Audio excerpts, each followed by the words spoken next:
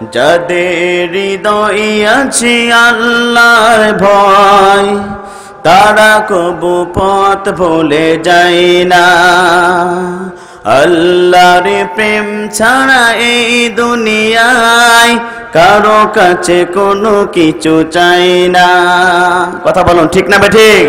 যাদের হৃদয় আছে আল্লাহর ভয় তারা কবু পথ ভুলে যায় না। আল্লাহর প্রেম ছাড়া এই দুনিয়ায় কারো কাছে কোনো কিছু চাই না, কারো কাছে কোনো কিছু চাই না। রাতের আধারে যারা সিজদাতে রয় দু চোখের অশ্রুতে নদী যেন বয়। রাতের গভীরে যারা সিজদাতে রয় দু চোখের অশ্রুতে নদী যেন বয়। ছলনার হাতছানি যতই আসুক, ছলনার হাতছানি যতই আসুক পিছনে ফিরেও তাকায় না। যাদের হৃদয় আছে আল্লাহর ভয় তারা কবু পথ ভুলে যায় না। আল্লাহর প্রেম ছাড়া এই দুনিয়ায় কারো কাছে কোনো কিছু চাই না, কারো কাছে কোনো কিছু চাই না। দিন কায়েমের পথে যারা অবিচার তারা হলো আল্লাহর প্রিয়জন। কথা বলুন ঠিক না বেঠিক? দিন কায়েমের পথে যারা অবিচল তারা হলো আল্লাহর প্রিয়জন। বাতিলের কাছে তারা হার মানে না, সংগ্রাম করে যাই আমর। হেরার আলো যার হৃদয় রঙিন হাতে আল কোরআন দিক্ত সহীন। কথা বলুন ঠিক না বেঠিক? হেরার আলোর যার হৃদয় রঙিন হাতে আল কোরআন দিক্ত সঙ্গীন। সত্যর পথে যারা নিবেদিত প্রাণ, সত্যর পথে যারা নিবেদিত প্রাণ শত্রুকে কবু ভয় পায় না, শত্রুকে কবু ভয় পায় না। যাদের হৃদয় আছে আল্লাহর ভয় তারা কবু পথ ভুলে যায় না। আল্লাহর প্রেম ছাড়া এই দুনিয়ায় কারো কাছে কোনো কিছু চাই না, কারো কাছে কোনো কিছু চাই না। চিৎকার করে বলেন মারহাবা। আলহামদুলিল্লাহ। ফির উপস্থিতি, আল্লাহর নাম মুখে নিতে ভালো লাগে কিনা? জোরে বলেন লাগে কিনা? বলেছেন কিন্তু সবাই বলার চেষ্টা করেননি। যারা করেছেন মনে হচ্ছে গ্রীষ্মকালের শেষ রোজা, জিহ্বা আড়ষ্ট, জিহ্বাতে কোনো পানি নেই, কিছুই নেই, বড় কাতরিয়ে বললেন লাগে। মুসলমানের যদি এই অবস্থা হয় আগামী দিন মুসলমান থাকে কিনা সেই প্রশ্ন এসে যায়। কথা বলুন ঠিক না বেঠিক? এখনো বাতিলের চোখ আংরানিতে গোটা মুসলমান এখনো বসে থাকবে না যতক্ষণ পর্যন্ত এই দেহে আল্লাহর রক্ত আছে, জীবন আছে। মুসলমান কেবলমাত্র শুধুমাত্র এই কোরআনের জন্য সবকিছু উজাড় করে কোরআনকে বিজয় লাভ করার জন্য বিন্দু বিন্দু রক্ত দিয়ে জমিনে ঢেলতে হয়। মুসলমান তাতেও রাজি, কিন্তু কোরআন ছাড়তে রাজি নাই। কথা বলুন ঠিক না বেঠে? প্রিয় মুসল্লি কেরাম, আপনাদের কাছে জানতে চাই আল্লাহর নাম মুখে নিতে ভালো লাগে কিনা? কেন মুসলমান আল্লাহর নাম নিতে হবে একটু লক্ষ্য করুন। যে নামের জন্য আপনার আমার নবী বিশ্বনবী আখেরি জামানার নবী আল্লাহর নাম উচ্চারণ করার কারণে, আল্লাহর জমিনে কালিমার দাওয়াত দেওয়ার কারণে, এই কোরআনের হক দাওয়াত দেওয়ার কারণে বিশ্বনবীকে মিথ্যা মামলা খেয়ে দীর্ঘ 29টি মাস কারাবরণ করেছিল সেই নবীর উম্মত। কথা বলুন ঠিক না বেঠিক? কেন মুসলমান আল্লাহর নাম নিতে হবে একটু লক্ষ্য করুন। যে নবী আপনার আমার নবী, যে নবীর চেহারা দেখলে পরে তিন সন্তানগুলো পিতা হারানোর বেদনা ভুলে যেত, যে নবীর চেহারা দেখলে পরে বিধবা তাদের স্বামী হারানোর বেদনা ভুলে যেত, যে নবীর চেহারা দেখলে পরে গোটা পৃথিবী উৎসর্গ করতে চেয়েছিল, সেই নবী যখন কালিমার দাওয়াত দিয়েছিল আবু জাহল উতবা সাইবারা বিশ্ব নবীকে দুনিয়ার মাস্তা বিদায় গ্রহণ করার জন্য ষড়যন্ত্র করেছিল। কথা বলুন ঠিক না বেঠে? কেন মুসলমান আল্লাহর নাম নিতে হবে একটু লক্ষ্য করুন। যে নবী আপনার আমার নবী, এই কালেমার দাওয়াত দেওয়ার কারণে রাসূল এই পৃথিবীর মাঝ থেকে উহুদের ময়দানে দান্দান মাওয়ার শহীদ হতে হয়েছিল। প্রিয় সাহাবায়ে কেরামরা রক্ত দিয়েছিল, জীবন দিয়েছিল, হাত দিয়েছিল, কান দিয়েছিল, বাতিলের কাছে মাথা নত করে নাই। সেই নবীর উম্মত কথা বলুন ঠিক না বেঠে? সুতরাং আপনাকে আমাকে সেই যে কোরআনের জন্য যদি জীবন দিতে হয়, আপনাকে আমাকে সেই রাসূলের জন্য যদি জীবন দিতে হয়, আপনাকে আমাকে সাহাবায়ে মতন করে যদি রক্ত দিতে হয়, হাত দিতে হয়, পা দিতে হয়, মুসলমান তাতে প্রস্তুত। কিন্তু বাতিলের চোখরাঙানিতে এক কদম মুসলমানরা কোরআন ছেড়ে পিছনে ব্যাকগারে যাবে না। কথা বলুন ঠিক না বেঠে? সুতরাং মুসলমানদের করে বলতে চাই, সেই রাসূলের জন্য, কোরআনের জন্য কারা কারা আমরা কোরআনের পক্ষে থাকবো, দুহাত তুলে একবার আল্লাহকে দেখিয়ে দেয়। লিল্লাহে তাকবীর, লিল্লাহে তাকবীর। আল কোরআনের আলো, আল হাদিসের আলো, কোরআন ছাড়া অন্য কিছু, কোরআন ছাড়া অন্য কিছু। লিল্লাহে তাকবীর।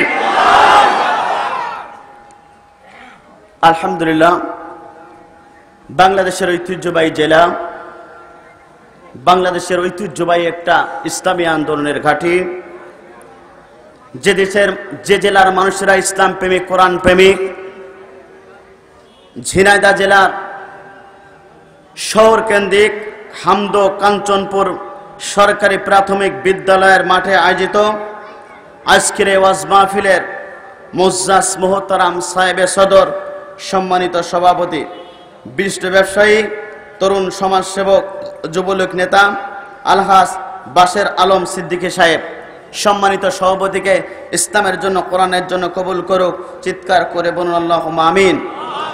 আজকের এই তাফসীর কোরআন মাহফিলের এতক্ষণ যাবত যারা কোরআন এবং হাদিস থেকে আলোচনা করলেন, আজকের এই তাফসীর মাহফিলের সম্মানিত প্রধান অতিথি, মাননীয় জাতীয় সংসদ সদস্য, ঝিনাইদহ 2 আসনের জননেতা জনাব আলহাজ তাহজিম আলম সিদ্দিকী সমী সাহেব, সম্মানিত এমপি সাহেবকে কোরআনের জন্য কবুল করুক। চিৎকার করে বলুন আল্লাহুম্মা আমিন।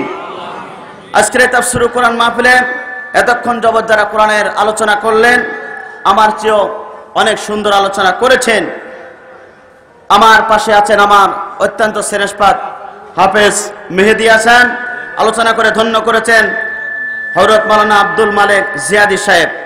আজকের এই তাফসীর কোরআন মাহফিলের সম্মানিত প্রধান আলোচক, গোটা বাংলাদেশের বক্তৃতা উজ্জ্বল নক্ষত্র, যিনি গোটা বাংলাদেশ নয় দেশের বাইরেও কোরআনের তাফসীর করেন, আমার অত্যন্ত শ্রদ্ধেয় ব্যক্তিত্ব, যার কণ্ঠে আলোচনা শোনার জন্য আপনারা সন্ধ্যার পর থেকে বসে আছেন, হযরত মাওলানা কারি আব্দুল্লাহ আল আমিন সাহেব। আল্লাহ রাব্বুল আমিন সম্মানিত মেহমানকে কোরআনের জন্য কবুল করুক। চিৎকার করে বলুন আল্লাহুম্মা আমিন। এই মঞ্চে এসেছেন, পাশে আছেন এই ঝিনাইদহর কৃতি সন্তান, আমার অত্যন্ত শ্রদ্ধেয় ব্যক্তিত্ব, হযরত মাওলানা কারি জুলফিকার আলী সহ স্টেজে বসত হযরত উলামায়ে কেরাম, সামনে বসত মুরব্বি কেরাম, যুবক ভাইরা, ছোট ছোট বাচ্চারা, পর্দার আলো আমার শিক্ষিতা মা ও বোনেরা, শুরুতে আপনাদের প্রতি আমার অন্তরন্তস থেকে সালাম জানাচ্ছি। আসসালামু আলাইকুম ওয়া রাহমাতুল্লাহি ওয়া বারাকাতুহু। সে মহান রবের দরবারে শুকরিয়া আদায় করি, যিনি আপনাকে আমাকে পৃথিবীর সমস্ত কাজকামকে ফেলে রেখে মহাগ্রন্থ আল কোরআনুল কারীমের আলোচনা শোনার জন্য এই কোরআনের মঞ্চে আসার সুযোগ দান করেছেন। যে মনিব হৃদয়ের সবটুকু আবেগ অনুভূতি দিয়ে সে মহান রবের দরবারে শুকরিয়া আদায় করি। চিৎকার করে বলুন আলহামদুলিল্লাহ। দুরুদ এবং সালাম যাপন করি বিশ্বমানবতার একমাত্র দিশারি, বিশ্বমানবীদ, আপনার আমার নবী নবীদের সর্দার, যে নবী গোটা পৃথিবীতে মানুষের তৈরি করা আইনের গোলামি না করে কালিমার দাওয়াত দেওয়ার কারণে রক্তাক্ত হয়েছে, দান্দান মোবারক শহীদ হয়েছে, সে রবিউল আওয়াল মাসে সে নবীর প্রতি দুরুদ আর সালাম শোয়েব আলী সাল্লাল্লাহু আলাইহি সাল্লাম। মাগফিরাত কামনা করি সেসব ভাইদের জন্য যারা তাদের জীবনটা ইসলামের জন্য দিয়েছেন, কোরআনের জন্য দিয়ে গোটা পৃথিবীতে নামগুলো স্বর্ণ করে লেখা হয়েছে। জান্নাতের সর্বস্থানে তাদের মর্যাদা দান করুক। চিৎকার করে বলুন আল্লাহুম্মা আমিন। প্রিয় উপস্থিতি, আমরা এসেছি একটি কিতাব থেকে আলোচনা শোনার জন্য। এই কোরআনটা কার? জোরে বলেন, আমার সাথে কথা বলবেন। এই জমিনের মালিক কে? আসমানের মালিক কে? আপনার আমার হায়াতের মালিক কে? সুতরাং আমরা কথা বলবো, আপনারা শুনবেন। কেবলমাত্র শুধুমাত্র এই কোরআনুল কারিমের কাছ থেকে। কথা বলুন ঠিক না বেঠিক? কারণ আমি এই জায়গায় কোনো পলিটিক্স, কোনো পার্টির লোক না। আমি এসেছি আপনাদের কাছে কোরআনুল কারিম থেকে কথা শোনানোর জন্য। আমি যদি কোরআনুল কারিম থেকে কথা বলি তাহলে আপনাদের শোনার মন মানসিকতা আছে? জোরে বলেন। কোরআন থেকে যতক্ষণ পর্যন্ত আমরা আলোচনা করব, সামিনা ওয়াতানা, আপনার শোনা লাগবে আবার মানাও লাগবে। কথা বলুন ঠিক না বেঠিক? কিন্তু যদি আমি এই কোরআন বাদ দিয়ে মানুষের তৈরি করা আইনের কথা বলবো, ওটা আপনার শোনার দরকার নেই, কারণ ওই কথা শুনলে জান্নাত পাওয়া যাবে না। আমরা এসেছি জান্নাত পাবো, তাই কোন রাস্তায় কোন কথা শুনলে আল্লাহর জান্নাত পাবো এই কথা শোনার জন্য আমরা রাত জেগে খরচ করে কোরআনের মঞ্চে বসেছি। কথা বলুন ঠিক না বেঠিক? সুতরাং এটা হচ্ছে একটি সংবিধান। কার পক্ষ থেকে এসেছে? জোরে বলেন। প্রিয় মুসল্লি কেরাম, ঠিক আপনাদের এই কোরআন থেকে আলোচনা করব। আজকে আপনার সাবজেক্টটা হচ্ছে, আমি যে বিষয়ে কথা বলতে চাই আপনাদের ক্লিয়ার করি। আজকে আমার বিষয়, কারা দুনিয়াতে ক্ষতিগ্রস্ত হবে আবার কারা আখেরাতে ক্ষতিগ্রস্ত হবে। আমরা যেন দুনিয়াতেও ক্ষতিগ্রস্ত না হই, আখেরাতেও ক্ষতিগ্রস্ত না হই, এইটা জানার দরকার আছে না নাই? নামাজ পড়লাম, হজ করলাম, যাকাত দিলাম, মসজিদ করলাম, মাদ্রাসা করলাম, তাফসীর মাহফিল আয়োজন করলাম, তাফসীর মাহফিলে বসলাম, তারপরেও যদি দুনিয়াতে ক্ষতিগ্রস্ত হই, আখেরাতে ক্ষতিগ্রস্ত হই, এমন তাফসীর মাহফিল দেওয়ার কি দরকার আছে? জোরে বলুন। তাহলে আজকের সাবজেক্ট বিষয়, কারা দুনিয়াতে ক্ষতিগ্রস্ত হবে আর আখেরাতে ক্ষতিগ্রস্ত হবে। আমরা যেন আখেরাতে ক্ষতিগ্রস্ত না হয়, দুনিয়াতেও যেন আমরা ক্ষতিগ্রস্ত না হয়, এটা জানার দরকার আছে না নাই? জোরে বলেন। তাহলে আমরা দুনিয়ার সবকিছু ভুলতে পারি, সবকিছু ত্যাগ করতে পারি, কিন্তু কোরআন ছাড়তে পারি না, কারণ এটা আমাদের জীবন ব্যবস্থা। কিন্তু আমরা দেখতে পেরেছি কিছুদিন আগে এই কোরআনটা নিয়ে কিছু লোক কথা বলা শুরু করেছে, যাদের আমাদের গ্রাম্য কথা বলে ছাদে মানলেই বাম্পার লোড, এমন একটা কথা বলে, আছে না নাই? ছাদে মানলেই বাম্পার লোড। দেখেন ফিরাউনের রাজ দরবারে ফিরাউনের যে মন্ত্রী বৈঠক ছিল, মন্ত্রী ছিল, তার একটা মন্ত্রী ছিল, নাম তার ছিল হামান। কি ছিল? হামান। দেখেন তার ছাদে মাল ছিল না বাম্পার লোড। সবচেয়ে বুদ্ধিদাতা, মিথ্যা কথা, সবচেয়ে পরামর্শদাতা, ইসলাম কিভাবে নষ্ট করা যায়, মুসাকে কিভাবে বিপদে ফেলা যায়, মুসার লোকগুলোকে কিভাবে বিপদে ফেলানো যায়, এই চিন্তা করেছিল। কিন্তু হামান, তার উত্তরসূরি গোটা পৃথিবীতে আছে না নাই? যদি উচিত কথা কই, পিঠের উপর দিয়ে যাবে মই, এ জ্বালা কেমনে সই। তারপরে সত্য কথা বলা লাগবে, কেননা আমরা সব কোরআনের পক্ষের লোক। কথা বলুন ঠিক না বেঠিক? সুতরাং কেউ যদি আমার নেতার বিরুদ্ধে কথা বলে, আমি কিছুই বলবো না। কেউ যদি আমার পিতা নিয়ে যদি কেউ কথা বলে, আমি কিছুই বলবো না।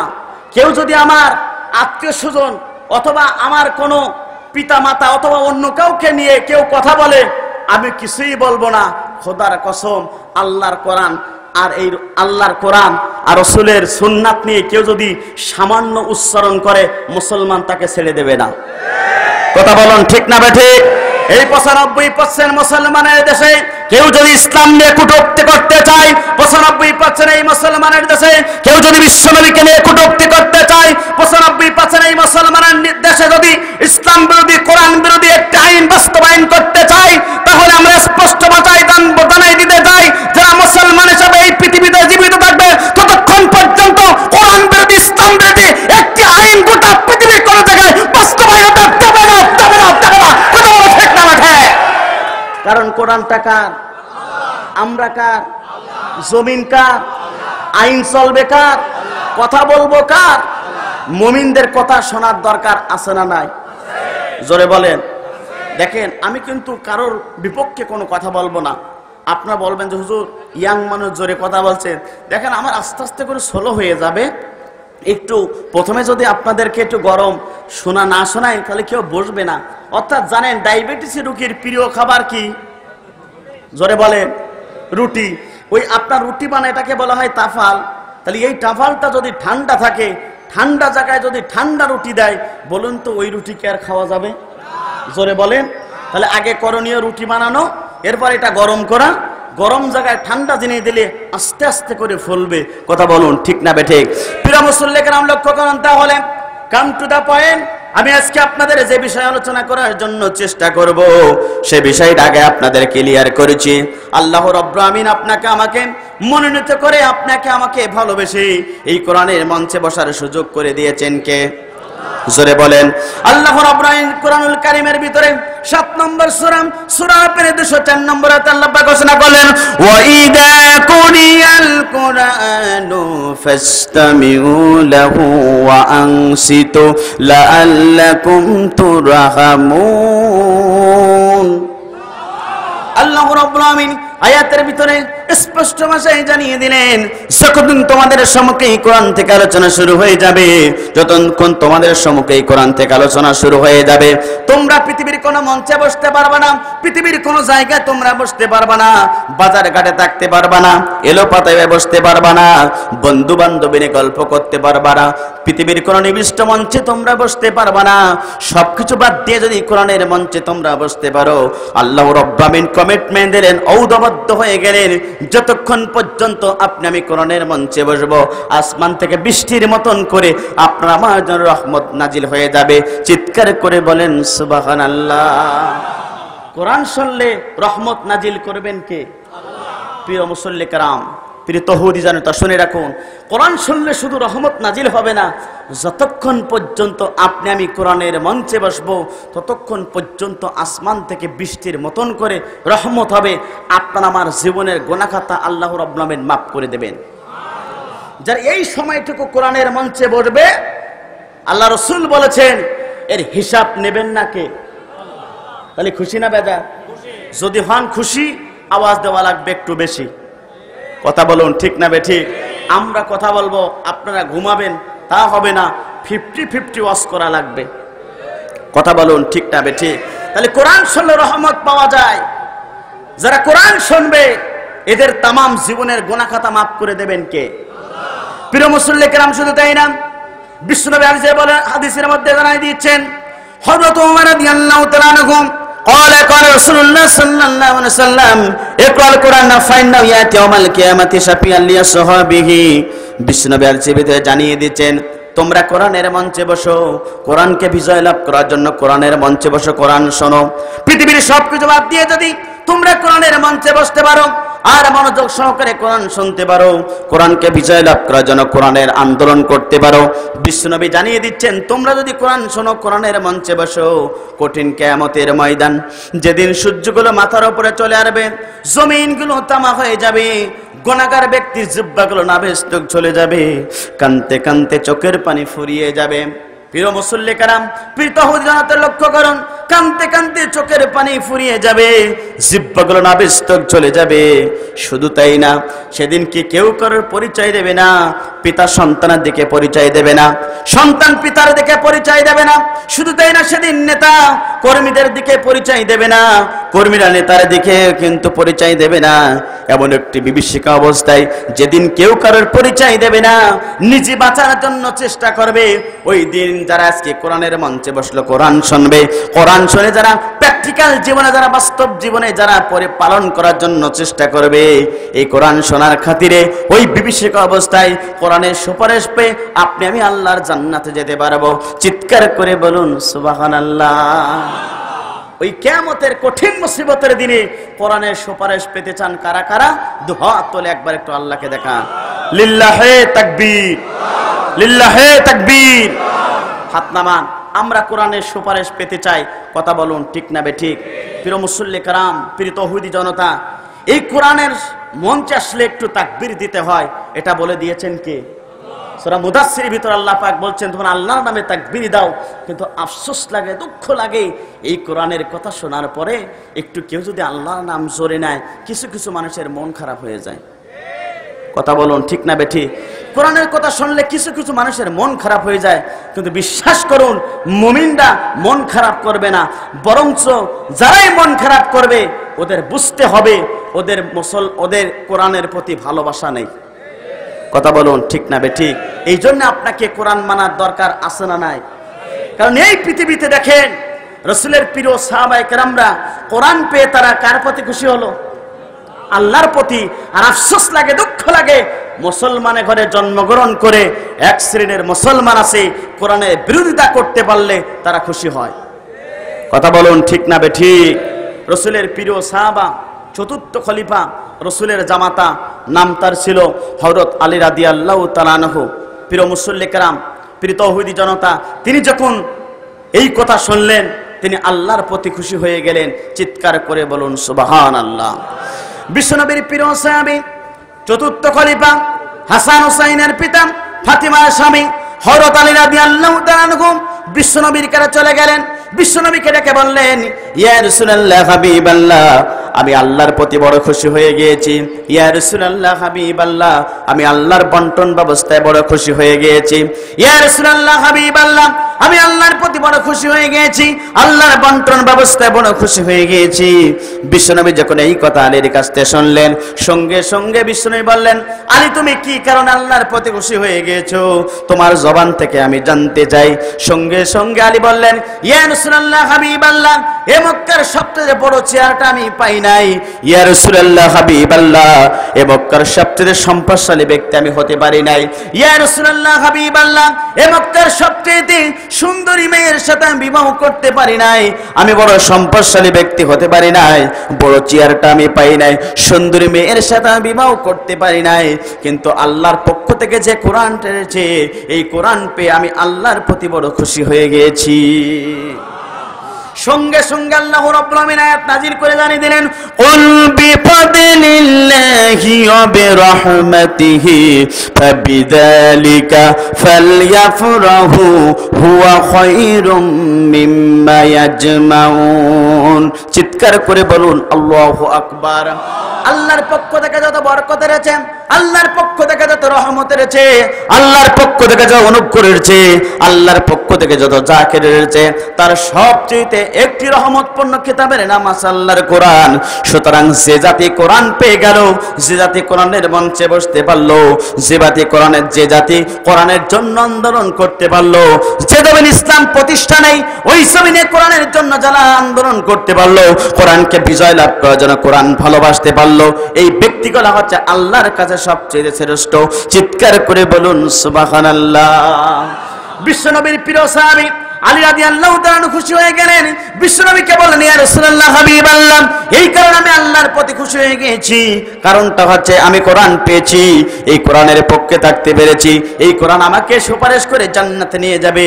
প্রিয় মুসল্লি কেরাম, তাহলে লক্ষ্য করুন, বিশ্বনবীর প্রিয় সাহাবায়ে কেরামরা, বিশ্বনবীর চারজন খলিফার অন্যতম খলিফা হযরত আলী রাদিয়াল্লাহু তাআলা তারা কোরআন পেয়ে আল্লাহর প্রতি খুশি হয়ে গেল। আর আফসোস লাগে, দুঃখ লাগে, বর্তমানে মুসলমানের ঘরে জন্মগ্রহণ করে মুসলমান পরিচয় দিয়ে, মুসলমান সার্টিফিকেট হিসাবে পরিচয় দিয়ে এক শ্রেণীর মুসলমান আছে, তারা কোরআনের বিরুদ্ধে কথা বলে, ইসলামের বিরুদ্ধে কথা বলে। তারা চায় কোরআন আমরা মানি না, কোরআন আমরা মানতে পারি না, এমন বক্তব্য তাদের কাছ থেকে আমরা শুনতে পাই। কথা বলুন ঠিক না বেঠিক? কিন্তু স্পষ্ট ভাষায় বলতে চাই, কোরআন হচ্ছে মুসলমানদের সংবিধান, কোরআন হচ্ছে আল্লাহর বাণী, কোরআন হচ্ছে আল্লাহর পক্ষ থেকে এসেছে। মুসলমান সবকিছু সহ্য করবে, কিন্তু কোরআনের বিপক্ষে যদি কেউ বক্তব্য দেয়, কোরআনের বিপক্ষে যদি কেউ কথা বলে, তা যে কি করবে ওটা আল্লাহ পাকই ভালো জানে। কথা বলুন ঠিক না বেঠিক? কারণ সাহাবায়ে কেরামরা কোরআন পেয়ে কার প্রতি খুশি হলো? আল্লাহর প্রতি। আর আফসোস লাগে, দুঃখ লাগে, আমরা মুসলমান পরিচয় দেই, আমরা কোরআন ভালোবাসি না, রাসূল ভালোবাসি না, বরঞ্চ কোরআন হাদিসের বিরুদ্ধে কথা বললেই মনে করে আমার সিয়ারটা ঠিক থাকবে।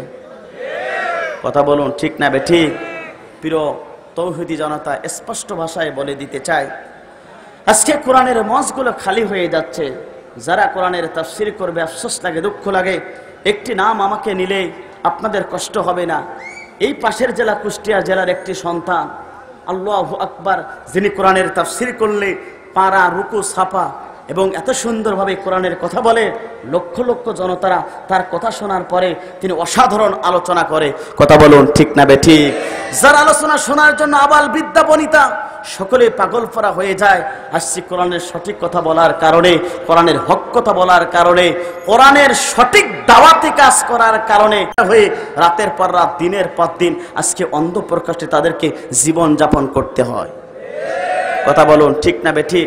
আমরাও যে কবে হারিয়ে যাব ওটা আল্লাহ পাকেই ভারে, কিন্তু যতদিন আছে কোরআনের দাওয়াত দেওয়ার দরকার আছে না নাই? জোরে বলেন, কোরআনের দাওয়াত আমাদেরকে দিতেই হবে। কথা বলুন ঠিক না বেঠিক? প্রিয় মুসল্লি কারাম, প্রিয় তৌহিদি জনতা, এই পৃথিবীতে একটি কিতাব আছে যে কিতাব মানলে অন্ধকার জাতি সুখী সমৃদ্ধ জাতিতে পেয়ে যাবে। অন্ধকার সমাজ পরিবর্তন করার জন্য এই কোরআনের দরকার আছে না নাই? জোরে বলেন। মুসলমান দাঙ্গা হাঙ্গামা মারামারি মুসলমান পছন্দ করে? এটা মুসলমান আল্লাহ পছন্দ করে না। কথা বলুন ঠিক না ঠিক? ডিমের কুসুমের ভিতরে যেমন, ডিমের ভিতরে কুসুম যেমন নিরাপদ, ইসলামী রাষ্ট্রে, মুসলমানদের রাষ্ট্রে বেধর্মীরাও ঠিক তেমনি ভাবে নিরাপদ। কথা বলুন ঠিক না ঠিক?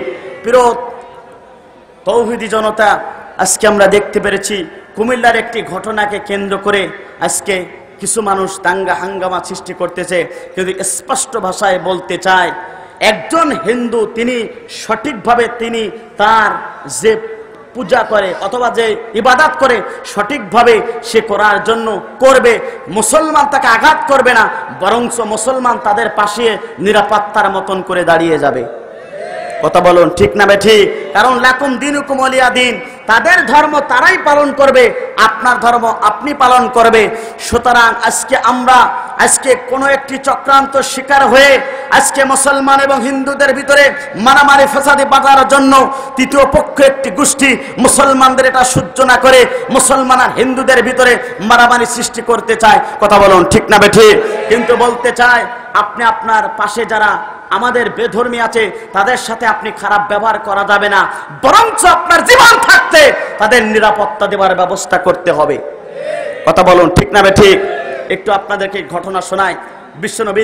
বিশ্বনবী একদিন মসজিদে নববীতে বসে আছেন। একজন ইহুদি দৌড়াতে দৌড়াতে বিশ্বনবী খানার কাবা অর্থাৎ মসজিদে নববীতে আসলেন। তিনি চেনটা খুলে প্রস্রাব করা শুরু করে দিয়েছেন। তিনি যখন এই কাজটা করলেন, বিশ্বনবীর প্রিয় সাহাবায়ে কেরামরা তারা পাশেই ছিলেন। সবাই মনটা খারাপ হয়ে গেল, রাগে অগ্নিশর্মা হয়ে গেল। সবচেয়ে রাগে ছিল ওমর। ইয়া রাসূলুল্লাহ, আপনি কিভাবে সহ্য করছেন? একবার শুধু হুকুম দেন, ইহুদিকে আল্লাহ দুনিয়ার রাস্তে বিদায় গ্রহণ করে দেয়। বিশ্বনবী বললেন, ওমর তুমি একটু ধৈর্য ধারণ করো, থামো। আলী বললেন, ইয়া রাসূলুল্লাহ হুকুম দেন। ওমর বললেন, হুকুম দেন। উসমান বললেন, হুকুম দেন। এরপর আবু বকর বললেন, হুকুম দেন। বলল, তোমরা ধৈর্যের পরিচয় দাও। ধৈর্য অর্থাৎ ধৈর্য ধরলেন। তিনি প্রস্রাব করে চলে যাচ্ছেন। হঠাৎ করে তিনি মনটা কেমন যেন হলো। বিশ্বনবী পিছন দিক থেকে ডাকলেন, ভাই তুমি একটু দাঁড়াও, তুমি কি জানো এটা কি?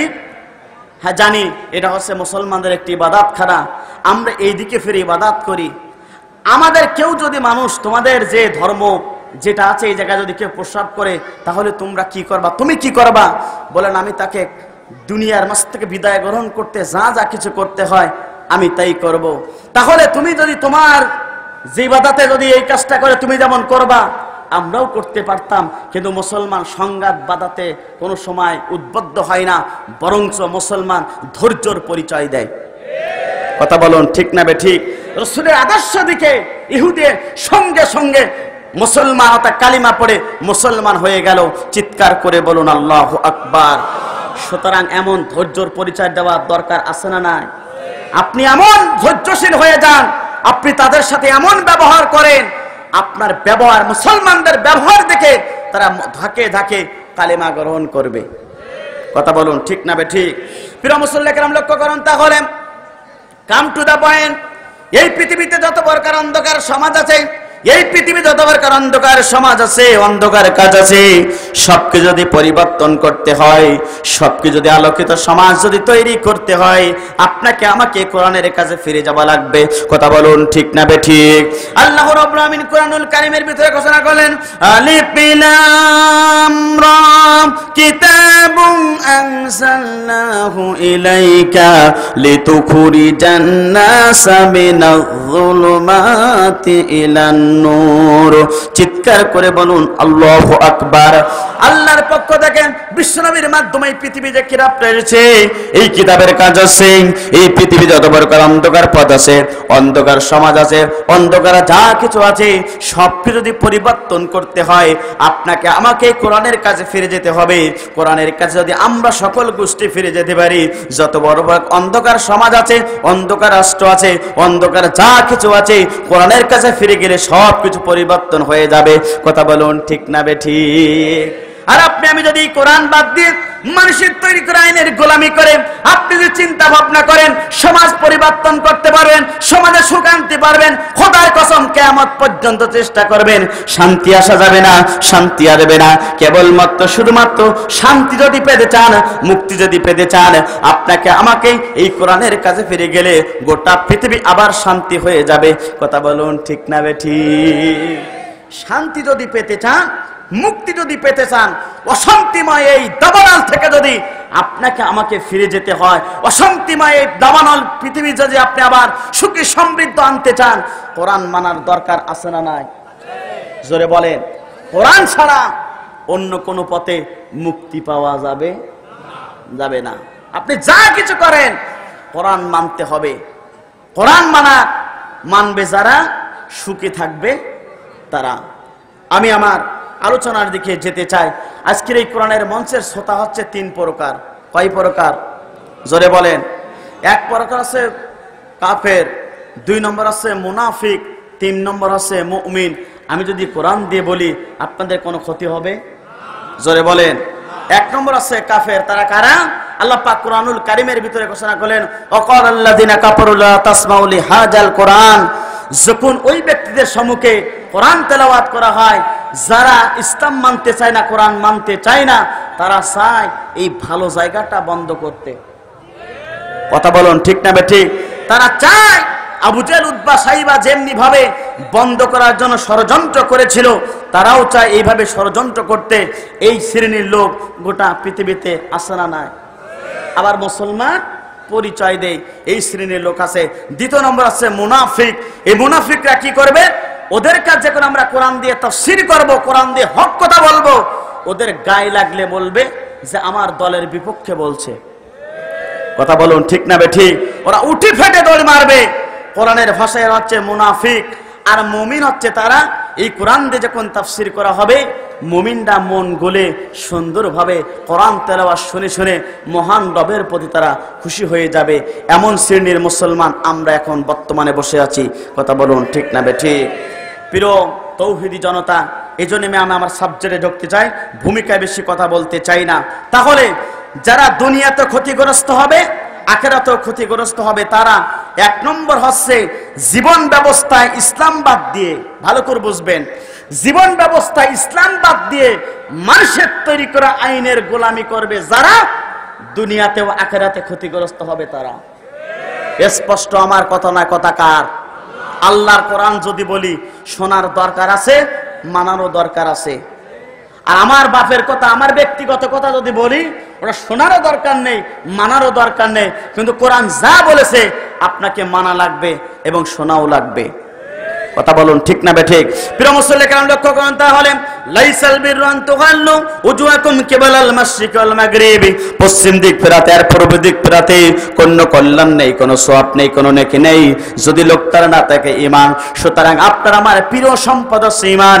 ঈমান যদি আপনার থাকে আপনি আল্লাহর জান্নাত পেয়ে যাবেন। আর ঈমান যদি আপনার না থাকে, কিয়ামত পর্যন্ত হায়াত দান করার পরেও, কাবা ঘরের সভাপতি হওয়ার পরেও, মসজিদের সভাপতি হওয়ার পরেও, খানকা কাবার সভাপতি হওয়ার পরেও, অনেকবার হজ করার পরেও আপনি যদি জায়নামাজ তাসবিহ নিয়ে পড়ে থাকেন, আপনার যদি ঈমান না থাকে, কিয়ামত পর্যন্ত হায়াত পাওয়ার পরেও হজ যাকাত দিয়ে কোনো লাভ হবে না যদি আপনার ঈমান না থাকে। কথা বলুন ঠিক না বেঠিক? প্রিয় মুসল্লি কেরাম, লক্ষ্য করুন তাহলে, এই জন্য আল্লাহ পাক বলছেন পশ্চিম দিক ফেরাতে আর পূর্ব দিক ফেরাতে কোনো সওয়াব নেই, কোনো নেকি নেই, কিছুই নেই যদি আপনার ঈমান না থাকে। সুতরাং একজন মুসলমানের কাছে গোটা পৃথিবীর সবচেয়ে ঈমানটা হচ্ছে সবচেয়ে প্রিয় সম্পদ। কথা বলুন ঠিক না বেঠিক? এই ঈমানের জন্য বিশ্বনবীর প্রিয় সাহাবায়ে কেরামরা ঈমানের জন্য জীবন দিয়েছেন, ইসলামের জন্য জীবন দিয়েছে, কোরআনকে সমাজে বাস্তবায়নের জন্য তারা জীবন দিয়েছে। তারা দুনিয়ার মাঝ থেকে ঈমান বিক্রি করেনি।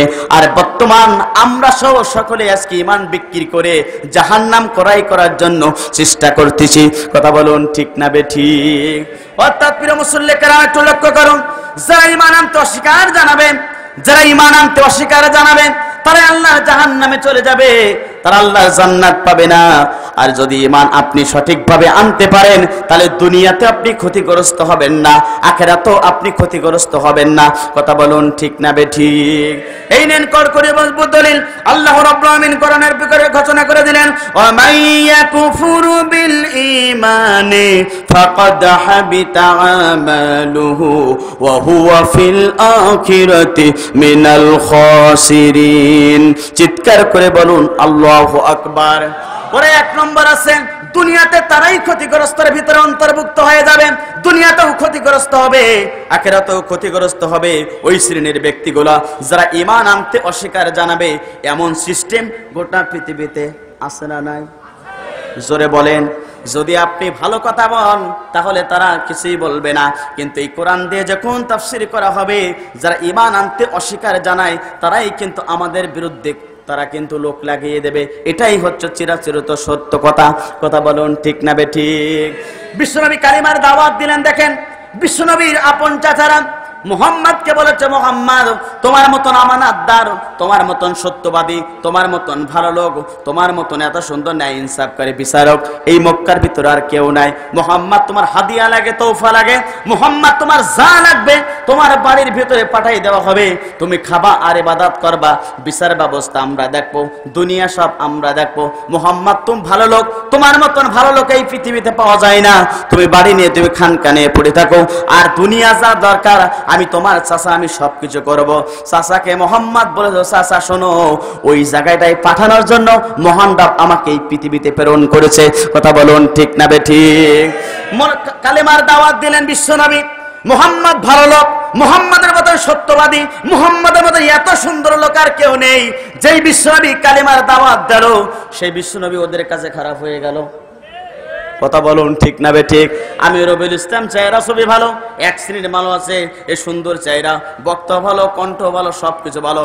আমি যখন কোরআন থেকে হক কথা বলবো, কিছু লোক এতক্ষণ পর্যন্ত ভালো বলছিল, যারাই আমার ভালো বলছিল ওদের বিপক্ষে নাই, ওই কোরআন দিয়ে তাফসীর করলে ওদের গায়ে যখন পড়ে যাবে ওরাই আমাকে খারাপ বলবে। কথা বলুন ঠিক না বেঠিক? অর্থাৎ তারা ঈমান আনতে অস্বীকৃতি জানাবে। অর্থাৎ আল্লাহ পাক বলছেন এই দুনিয়াতে আল্লাহর আইন ছাড়া, বাতিলের কাছে মাতানত আল্লাহর আইন ছাড়া অন্য কোন আইন চলবে না। কেবলমাত্র শুধুমাত্র ওই মসজিদে আইন চলে আল্লাহর, হজের আইন চলে আল্লাহর, অর্থাৎ সব জায়গায় আইন চলে আল্লাহর, জমিনে আল্লাহর আইন চলবে। এই কথা যখন কোরআন দিয়ে যখন আমরা কথা বলবো, যারা ঈমান এনেছিল ওরাই কিন্তু অস্বীকৃতি জানাবে, ওরা পছন্দ করতে চাইবে না। কথা বলুন ঠিক না বেঠিক? আপনি যদি কোরআনের হক কথা বলবেন ওদের মন মাথা খারাপ হয়ে যাবে। কিন্তু বলতে চাই এই ঈমান আনতে যারা অস্বীকৃতি জানাবে তারা দুনিয়াতেও ক্ষতিগ্রস্ত হবে, আখিরাতেও কি হবে? জোরে বলেন। তাহলে আমরা সঠিকভাবে ঈমান আনতে চাই। আজকে প্রিয় মুসল্লি কেরাম, ঈমানের খুব দাম। বর্তমানে রাসূল বলেছেন এমন একটা সময় আসবে, রাসূল বলেছেন হাদিসের ভিতরে, এমন একটা সময় আসবে হাতের ভিতরে আগুন রাখাটা যতটা না কষ্টকর, তার চেয়ে 70 গুণ কষ্টকর ঈমান রাখা। ঠিক না বেঠিক? সেই জায়গায় আমরা এখন বসে আছি, ঠিক সেই জায়গায় একবারে ঠিক কাম টু দা পয়েন্ট এখন আমরা দাঁড়িয়ে আছি। ঈমান যদি সঠিকভাবে আনতে যায় আমাদেরকে আজকে কষ্ট দেওয়া হয়। কথা বলুন ঠিক না বেঠিক? আবার যদি তাদের রাজনীতিতে যদি আমরা জীবন যাপন করি তাহলে অখুশি হবেন কে? আমরা বক্তারা বড় বিপদে। দেখেন আমরা যদি আসমানের মালিক জমিনের মালিক তার কথা সঠিকভাবে বলতে চাই, জমিনের কিছু লোক আছে আমাদের প্রতি অখুশি হয়ে যায়। আবার আমরা যদি এদেরকে যদি খুশি করতে যদি আমরা মিষ্টি কথা বলে চলে যাই, অখুশি হয় কে? আমরা বিপদে। মানে আমরা এক পা জান্নাতে আর এক পা জাহান্নামে, মাঝখানে দাঁড়িয়ে আছি। আমরা কোথায় কি করব? এইটাই নিয়ে আমরা সবচেয়ে হেডিশনে পড়ে আছি। কথা বলুন ঠিক না বেঠি? কিন্তু বলতে চাই কোরআনের কথা বলতেই হবে, কোরআনের কথা বলতেই হবে। আপনাদেরকে কোরআনের কথা শুনতেই হবে, অস্বীকৃতি জানালে হবে না। তাহলে দুনিয়াতে তারা সবচেয়ে ক্ষতির ভিতরে পড়বে। এক শ্রেণী যারা ঈমান আনতে অস্বীকার জানাবে। দ্বিতীয় নম্বর হচ্ছে ওই শ্রেণীর ব্যক্তি দুনিয়াতেও ক্ষতিগ্রস্ত হবে। দ্বিতীয় নম্বর আছে ওহারাই ক্ষতিগ্রস্তের ভিতরে দুনিয়াতেও পড়বে, আখিরাতেও পড়বে, যারা ইসলাম ছাড়া অন্য ধর্ম গ্রহণ করবে। দ্বিতীয় নম্বর কি? যারা ইসলাম বাদ দিয়ে মানুষের তৈরি করা আইনের গোলামি করবে, তারা চাইবে ইসলাম থাক জায়গায়, আমাদের ধর্ম নিয়ে আমরাই চলবো। এই নীতি যারা অবলম্বন করবে তারা দুনিয়াতেও ক্ষতিগ্রস্ত, আখিরাতেও ক্ষতিগ্রস্ত। কথা কার? জোরে বলেন। আল্লাহ রাব্বুল আলামিন আয়াতের ভিতরে জানিয়ে দিলেন, ওয়া মাইয়াবতাগি গায়রাল ইসলামি দীনান ফালাই ইকবালা মিনহু ওয়া হুয়া ফিল আখিরাতি মিনাল খাসিরিন। চিৎকার করে বলুন আল্লাহু আকবার। যে ব্যক্তি ইসলাম বাদ দিয়ে মানুষের তৈরি করা আইনের গোলামি করবে, যে ব্যক্তি কোরআন বাদ দিয়ে মানুষের তৈরি করা আইনের গোলামির সাপোর্ট করবে, তাদের রাজনীতিতে নাম লেখাবে, তাদের দল করবে, তাদের পার্টি করবে, তাদের সমস্ত কর্মসূচি ইসলাম বাদ দিয়ে তাদের কর্মসূচি জমিনে বাস্তবায়নের জন্য চেষ্টা করবে, স্লোগান দেবে, সবকিছু করবে। ইসলাম ভালো লাগে না, কোরআন ভালো লাগে না, হাদিস ভালো লাগে না, রাসূলের নেতৃত্ব ভালো লাগে না, এই কাল বাদ দিয়ে যারা মানুষের তৈরি করা আইনের গোলামি করে জীবন পরিচালিত করবে, ওরা দুনিয়াতেও ক্ষতিগ্রস্ত, আখিরাতেও ক্ষতিগ্রস্ত। আল্লাহর কথা বলুন, ঠিক না বেঠিক? আজকে ঠিক এই জায়গায় আমরা দাঁড়াই আছি। কিছুদিন আগে একজন লোক বলেছে যে ইসলাম আমরা মানতে পারবো না, সংবিধান আমরা কোরআন মানি নাই। স্পষ্ট ভাষায় বলতে চাই, তুমি আমার নেতার বিরুদ্ধে কথা বলো, আমি তোমাকে কিছুই বলবো না। তুমি আমার পিতার বিরুদ্ধে কথা বলো, আমি তোমাকে কিছুই বলবো না। তুমি যদি আমার গোষ্ঠী নিয়ে কথা বলো, আমি তোমাকে কিছুই বলবো না। কিন্তু কোরআনের বিপক্ষে যদি একটা কথা বলো, তোমাকে মুসলমান ছাড়বে না। কথা বলুন, ঠিক না বেঠিক? তুমি যদি ইসলাম নিয়ে কথা বলতে চাও, তাহলে তোমাকে দুনিয়াতেও পস্তাতে হবে, দুনিয়াতেও তুমি বিপদে পড়বে, আখিরাতেও বিপদে পড়বে। প্রিয় মুসল্লি কেরাম, লক্ষ্য করুন, তাহলে এই দুনিয়াতে ইসলাম মেনে জীবন যাপন করতে চাই, ইসলাম মানতে পারলে মহান রব আপনাকে আমাকে দুনিয়াতেও শান্তি দেবে, আখিরাতেও মুক্তি দেবে। কথা বলুন, ঠিক না বেঠিক? সুতরাং দুনিয়াতে কোরআন মানতে চান কারা কারা? দুহাত তুলে এবার আল্লাহকে দেখান। লিল্লাহে তাকবীর, লিল্লাহে তাকবীর, লিল্লাহে তাকবীর। আল কোরআনের আলো, আল হাদিসের আলো, কোরআন ছাড়া অন্য কিছু, কোরআন ছাড়া অন্য কিছু। তাহলে আমরা কোরআন মানতে চাই। এই কোরআন মানুষকে জঙ্গিবাদ শিক্ষা দেয় না, বরং সেই কোরআন মানুষকে আল্লাহর প্রিয় গোলাম বানায়। কথা বলুন, ঠিক না বেঠিক? ইসলাম কোন জঙ্গি ধর্ম নয়, ইসলাম কোন জঙ্গি ধর্ম নয়, ইসলাম কোন জঙ্গি ধর্ম নয়, ইসলাম কোন জঙ্গি ধর্ম নয়। ওরে ইসলামের এই শত্রু যারা, এই কোরআনের এই শত্রু যারা, তারাই জঙ্গি হয়। কথা বলুন, ঠিক না বেঠিক? ইসলাম কোন জঙ্গি ধর্ম নয়, ইসলাম কোন জঙ্গি ধর্ম নয়। ওরে ইসলামের এই শত্রু যারা, ওই কোরআনের ওই শত্রু যারা, তারাই জঙ্গি হয়। ইসলাম কোন জঙ্গি ধর্ম নয়, ইসলাম কোন জঙ্গি ধর্ম নয়। শান্তির দূত বিশ্ব নবী, বিশ্ব জাহানের, শান্তি দিলেন ধরার মাঝে সকল মানবের। কথা বলুন, ঠিক না বেঠিক? শান্তির দূত বিশ্ব নবী, বিশ্ব জাহানের, শান্তি দিলেন ধরার মাঝে সকল মানবের। নবী কোরআনের বাণী প্রচার করতে, নবী কোরআনের বাণী প্রচার করে জগৎ করলেন আলোকময়। ইসলাম কোন জঙ্গি ধর্ম নয়, ইসলাম কোন জঙ্গি ধর্ম নয়। ওরে ইসলামের এই শত্রু যারা, ওই কোরআনের এই শত্রু যারা, তারাই জঙ্গি হয়। ইসলাম কোন জঙ্গি ধর্ম নয়, ইসলাম কোন জঙ্গি ধর্ম নয়। ইসলাম সে তো পরশ মানিক পেয়েছে কে তার বলো, তারপর সে মুসলিম জাতি ভুবনে ছড়ালো আলো। হায় রে, ভুবনে ছড়ালো আলো। কথা বলুন, ঠিক না বেটি? ইসলাম সে তো পরশ মানিক পেয়েছে কে তার বলো, তারপর সে মুসলিম জাতি ভুবনে ছড়ালো আলো। হায় রে, ভুবনে ছড়ালো আলো। ইসলাম যদি এই ধরাতে জানতে তুমি চাও, তাহলে খোলাফায়ে রাশেদার যুগে ফিরে যাও। ইসলামী যদি এই ধরাতে জানতে তুমি চাও, তাহলে খোলা পায়ে রাশেদার যুগে ফিরে যাও। ওরে ইসলামের এই অমীয় বাণী, ওরে ইসলামের এই অমীয় বাণী যারা শোনালো বিশ্বময়।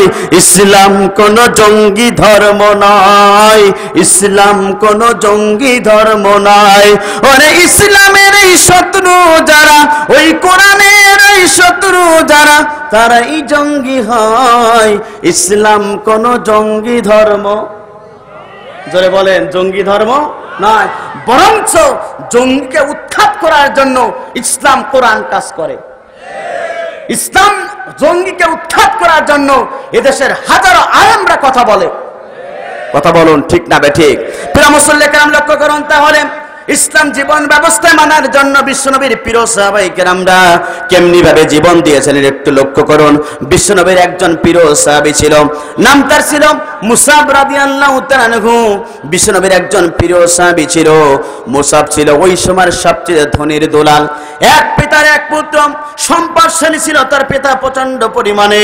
ইসলাম কবুল করার অপরাধে, কালিমার পক্ষে পড়ার অপরাধে, ইসলামকে বাস্তব জীবনে প্র্যাকটিক্যাল জীবনে মানার কারণে মুসাব রাদিয়াল্লাহু তাআলা কত কষ্ট করতে হয়েছে একটু লক্ষ্য করুন।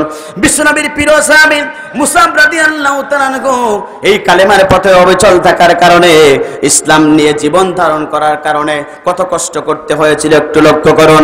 বিশ্বনবীর প্রিয় সাহাবী মুসাব রাদিয়াল্লাহু তাআলা এক পিতার এক পুত্র, তিনি সবচেয়ে সম্পদশালী ব্যক্তি ছিলেন। এরপরে দিন প্রচার করার কারণে নাই, ইসলাম কবুল করার অপরাধে তিনি গ্রেফতার হয়ে গেলেন। শুধু গ্রেফতার হয়ে গেলেন, আবিসিনিয়া থেকে মদিনাইতে হিজরত করলেন, বিশ্বনবীর কাছে চলে গেলেন। সামান্য একটু ছেঁড়া জামা গায়ে দিয়ে বিশ্বনবীর কাছে গিয়ে বললেন, ইয়া রাসূলুল্লাহ হাবিবাল্লাহ, ইসলাম কবুল করার অপরাধে, জীবন ব্যবস্থা ইসলাম মানার কারণে, ইয়া রাসূলুল্লাহ হাবিবাল্লাহ, আমার পিতা আমার বিরুদ্ধে কথা বলে, আমার পরিবার আমার বিরুদ্ধে কথা বলে। ইয়া রাসূলুল্লাহ হাবিবাল্লাহ, জীবন ব্যবস্থা ইসলাম মানার কারণে এত কষ্ট আমাকে করতে হয়। ইয়া রাসূলুল্লাহ হাবিবাল্লাহ, আপনি কি একটু আমার জন্য আল্লাহর কাছে দোয়া করবেন না? মুসাব রাদিয়াল্লাহু তাআলা যখন এই কথা বললেন, বিশ্বনবীর চোখ দিয়ে পানি পড়া শুরু হয়ে গেল। বিশ্বনবী মুসাবকে বলল, মুসাব তুমি একটু ধৈর্যের পরিচয় দাও, দেখো তোমার জীবনটা কত সুখময়, একটু লক্ষ্য করো। বিশ্বনবী তারপর আবিসিনিয়ার পরে উহুদের ময়দানে যুদ্ধের জন্য দাওয়া বেজে গেল। বিশ্বনবীর প্রিয় সাহাবী মুসাব রাদিয়াল্লাহু তাআলা যুদ্ধের ঘোষণা শুরু হয়ে গেল। বিশ্বনবীর সঙ্গে তিনি উহুদের ময়দানে চলে গেলেন। অর্থাৎ উহুদের ময়দানে যাবার পরে কাফের এবং মুশরিকদের বিরুদ্ধে যুদ্ধ করতে করতে অসংখ্য কাফেরকে দুনিয়ার মাঝ থেকে বিদায় গ্রহণ করার জন্য তিনি চেষ্টা করলেন।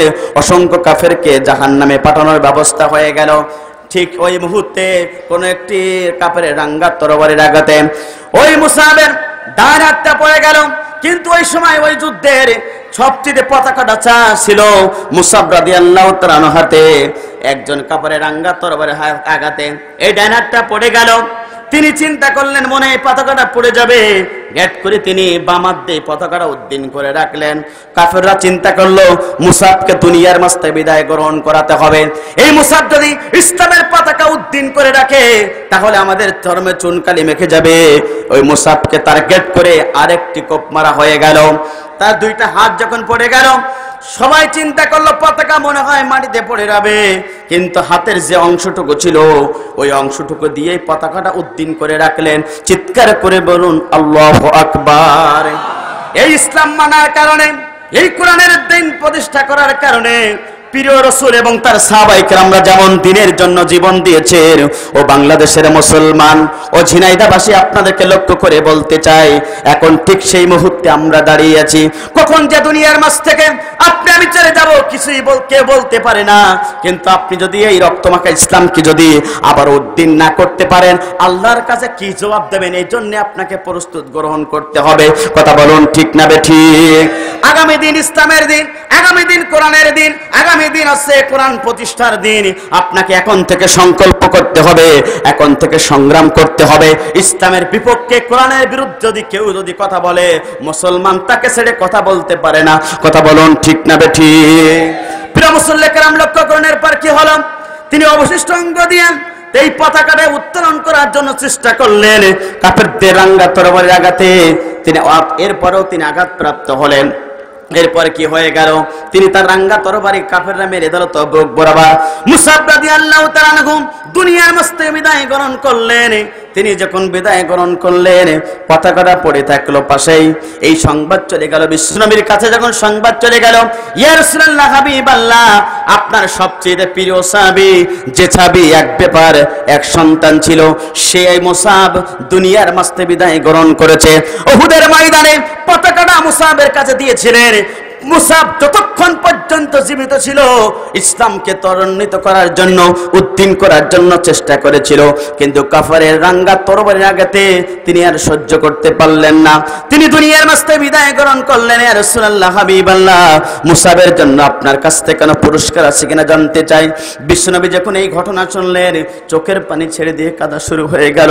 বিশ্বনবী কাঁদতে কাঁদতে সাহাবায়ে কেরামদেরকে বলল, ও আমার সাহাবায়ে কেরামরা, তোমরা শুনে রাখো, এই মুসাব সবচেয়ে সম্পদশালী ব্যক্তি ছিল। তার পিতা এক বাপের এক ছিল, সন্তান ছিল, টাকা পয়সার মায়া করি নাই, কিছুই মায়া করি নাই, সবকিছু পিতাক করে কেবলমাত্র শুধুমাত্র এই কোরআনকে বাঁচা, এই কোরআনের পক্ষে থাকার কারণে, ইসলাম জীবন প্রতিষ্ঠার জন্য মানার কারণে ইসলাম কবুল করেছে, কালিমা গ্রহণ করেছে। সেই মুসাব দুনিয়ার মাঝে বিদায় গ্রহণ করলো। ও আমার সাহাবায়ে কেরামরা শোনো, এই মুসাব রাদিয়াল্লাহু তাআলা হচ্ছে আল্লাহর প্রিয় মেহমান। চিৎকার করে বলুন সুবহানাল্লাহ। বিশ্বনবী ঘোষণা হয়ে গেল। সাহাবায়ে কেরামদেরকে লক্ষ্য করে বলল, ও আমার সাহাবায়ে কেরামরা, তোমরা শোনো, লাশটা আমার সামনে নিয়ে আসা হোক, আমি লাশটা নিজে আমি তাকে জানাজার ব্যবস্থা করব। মুসাব রাদিয়াল্লাহু তাআলা আনহুর লাশটা বিশ্বনবীর কাছে নিয়ে আসলেন। যেই চেহারা মোবারকটা দেখলেন, বিশ্বনবীর চোখ দিয়ে পানি পড়া শুরু হয়ে গেল। ও যুবকেরা, তোমাদেরকে বলতে চাই, কিসের নেশায়, কিসের আশায় দুনিয়ায় এখন পড়িয়াছ? সেই মহান রব তোমাকে সৃষ্টি করেছে, সেই মহান রব তোমাকে এই পৃথিবীর মুখ দেখালো, সেই রবের আনিত বিধান জমিনে কানবে, আর তুমি বাড়িতে বসে বসে মিষ্টি খাবে? এটা হতে পারে না। তোমাকে শিক্ষা গ্রহণ করতে হবে রাসূলের প্রিয় সাহাবায়ে কেরামদের থেকে। কথা বলুন ঠিক না বেঠিক? মুসাব রাদিয়াল্লাহু তাআলা লাশটা দেখে বিশ্বনবী কেঁদে ফেললেন, নিজেই জানাজা করলেন।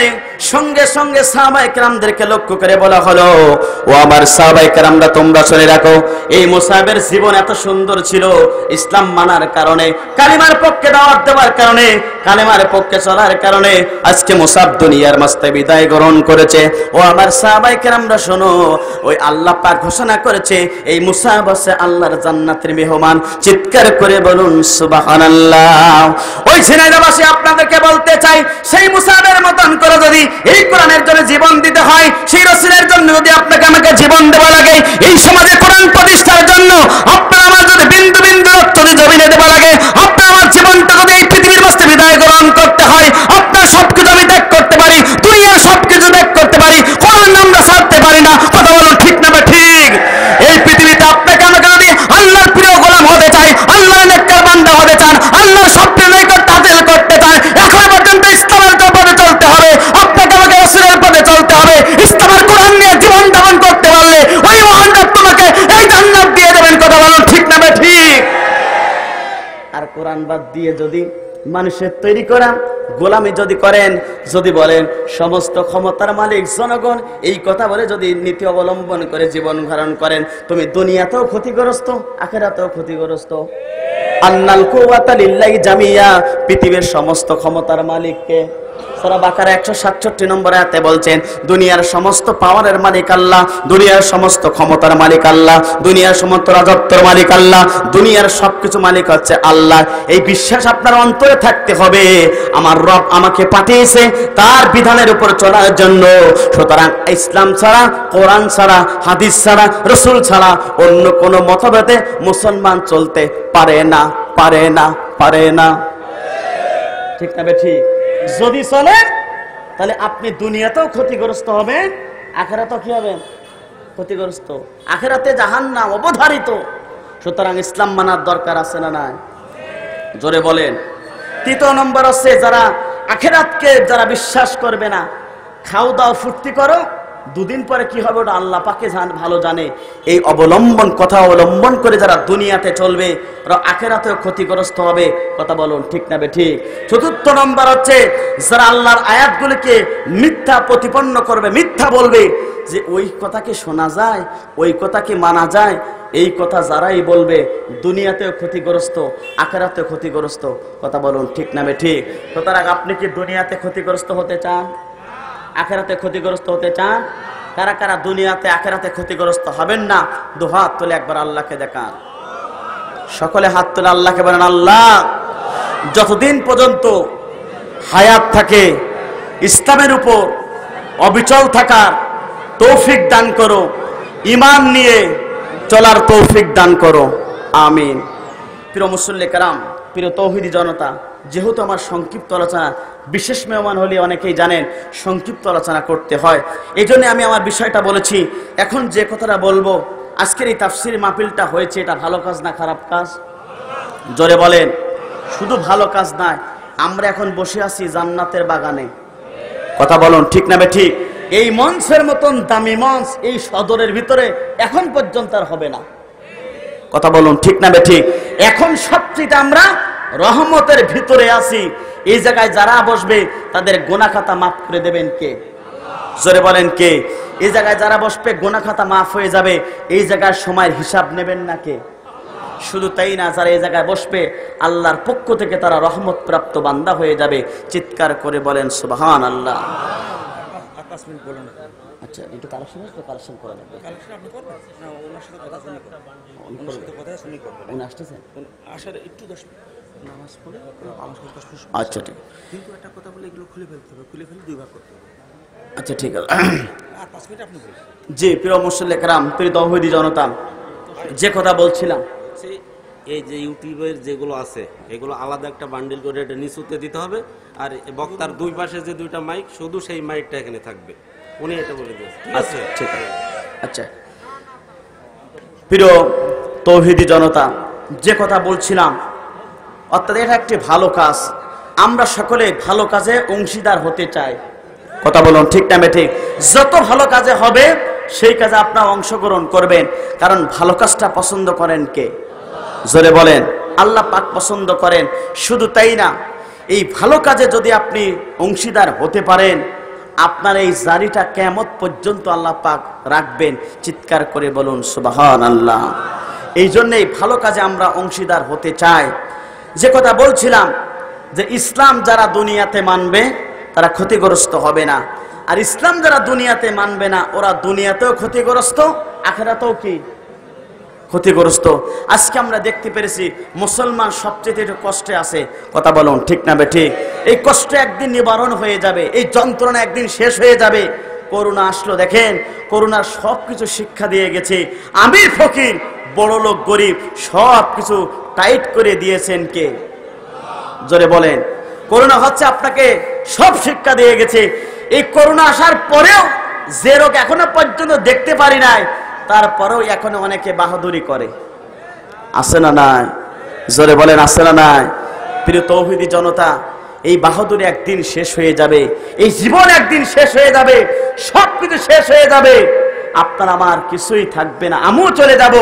কিন্তু দুনিয়াতে যে রীতির প্রতি থাকবেন, যে কথাগুলো বলে থাকবেন, এইটা কিন্তু সারা জীবন থাকবে।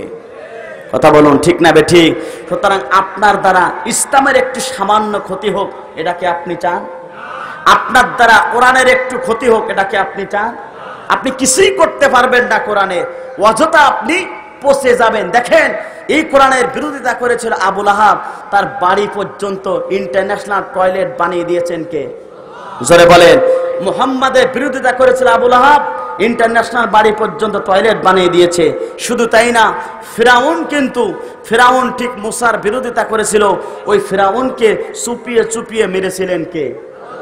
নমরুদ কিন্তু ইব্রাহিম নবীর বিরোধিতা করেছিল, ওই নমরুদকে, হামানকে ন্যাংরা মশা সবকিছু দিয়ে মেরেছিলেন কে? সে আল্লাহ। আছে না নাই? জোরে বলে আছে না নাই? আছে। দুদিন পরে সব খেলা দেখা যাবে, কারণ আল্লাহ পাক আপনি ছাড়ে দেয় কিন্তু ছেড়ে দেয় না। কথা বলুন ঠিক না ঠিক? মুসলমান আপনাদেরকে বলতে চাই, আজকে যেমন ভাবে আবু লাহাব বিশ্বনবীকে অত্যাচার নির্যাতন করেছিল, আবু লাহাব যেমন টিকতে পারে নাই, উতবা সাইবা যেমন দুনিয়ার মাঝে বিদায় গ্রহণ করেছিল, ও পৃথিবীর মুসলমান শুনে দেখুন, নমরুদ যেমন পৃথিবীর মাঝে বিদায় গ্রহণ করেছিল, ফিরআউন যেমন বিরোধিতা করে দুনিয়ার মাঝ থেকে চুপুনি খেয়ে মৃত্যুবরণ করেছিল, আজ গোটা পৃথিবীর মুসলমান লক্ষ্য করুন, ফিরআউনের উত্তরসূরি যারা থাকবে, যারা নমরুদের উত্তরসূরি থাকবে, যারা মুজাহিদের ফটোস্ট্যাট কপি থাকবে, তারাও দুনিয়ার মাঝ থেকে টুটি আনতে বড় বিদায় গ্রহণ করবে, লাঞ্ছিত অপমানিত হয়ে কবরের ভিতর আল্লাহ পাক ঢোকাবে। কথা বলো ঠিক না বেঠে? সে আল্লাহ আছে না নাই?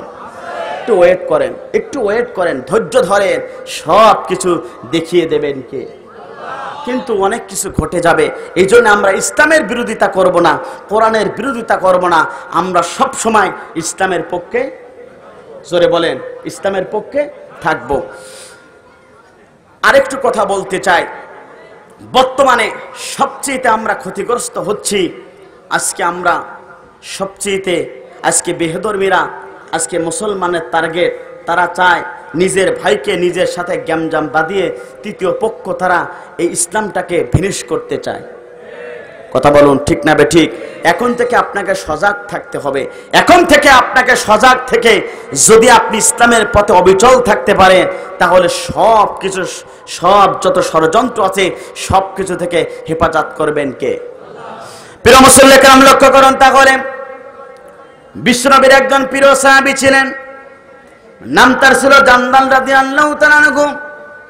এই সাহাবী ইসলামের জন্য কত ত্যাগ তিতিক্ষা করেছিলেন, ইসলামের জন্য কত তিনি কষ্ট করেছিলেন, একটু লক্ষ্য করুন। হযরত জান্দাল রাদিয়াল্লাহু তাআলা আনহু বিশ্বনবীর একজন প্রিয় সাহাবী ছিলেন। যুবক বয়সে ইসলাম কবুল করলেন। কবুল করার, কালেমা গ্রহণ করার অপরাধে তার পিতা তাকে গ্রেফতার করা হলো।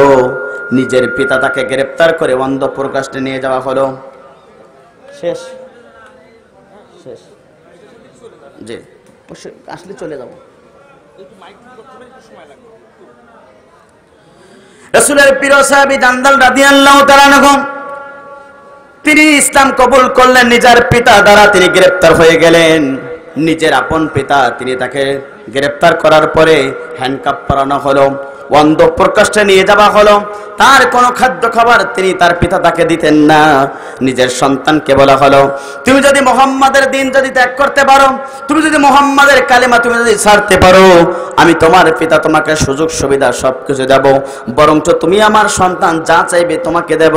তুমি একটু মুহাম্মাদের কালেমা তুমি বর্জন করো, মুহাম্মাদের দল থেকে তুমি ফিরে আসো, দুনিয়ার যত সুযোগ আছে তোমাকে সুযোগ করে দেওয়া হবে।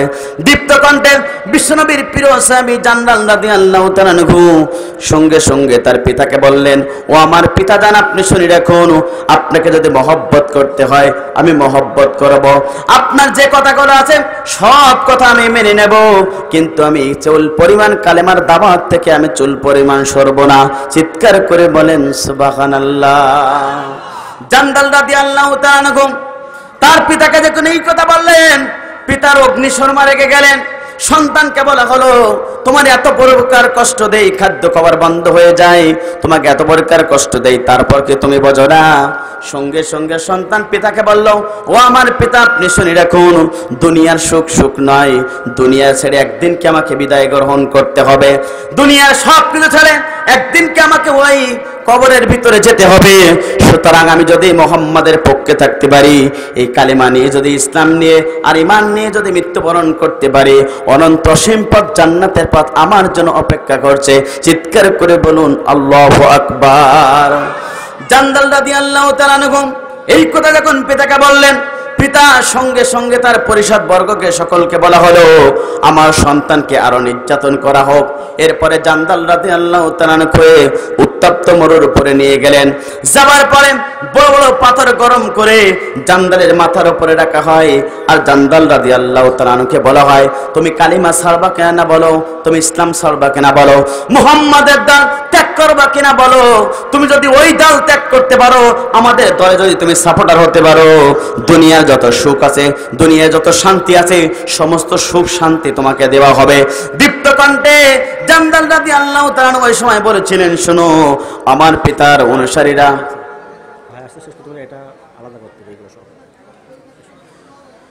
আমার পিতার অনুসারীরা শুনে রাখো, আমাকে যদি দুনিয়ার মাঝ থেকে বিদায় গ্রহণ করানো হয়, তারপরে আমি দীপ্ত কণ্ঠে জানিয়ে দিচ্ছি, যতক্ষণ পর্যন্ত আমার জীবন থাকবে ততক্ষণ পর্যন্ত আমি জান্নাত আল্লাহ রসুলের পক্ষে থাকবো, কালিমার পক্ষে থাকবো। চিৎকার করে বলুন আল্লাহু আকবার। আমরা ঠিক একই কথা বলতে চাই, যতক্ষণ পর্যন্ত আমাদের জীবন থাকবে, যতক্ষণ পর্যন্ত এই পৃথিবীতে আমরা জীবিত থাকব, ততক্ষণ পর্যন্ত কোরআন ছাড়বো না, ইসলাম ছাড়বো না, রসুলের আনুগত্য থেকে, কালিমার দাওয়াত থেকে সরবো না।